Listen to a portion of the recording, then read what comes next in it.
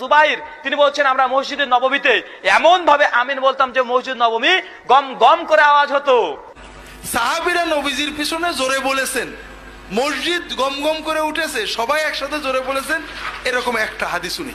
জ্ঞান থাকলে ওহাবি হবে না, আর ওহাবি হলে ওর মধ্যে জ্ঞান থাকবে না। শিক্ষাগত যোগ্যতা ধর্মীয় শিক্ষা আমার জিরো, কিছুই নেই। কোনো মাদ্রাসাতে জীবনে পড়ার উদ্দেশ্যে আমি কখনো যাইনি। এই তোর বিবেক ছিল না? মানুষ যা কইছে তার শূন্য কইলে কি লেগে? তোকে কি কোরআন দেওয়া হয়েছিল না? এই কোরআন পড়লি না কেন? এই কোরআন পড়ে শিখলি না কেন? যা শুনছ তা আমল করলি কেন? যাচাই বাছাই করলে না কেন? বিবেকটারে খাটাইলে না কেন? The holy Quran is the constitution of human life.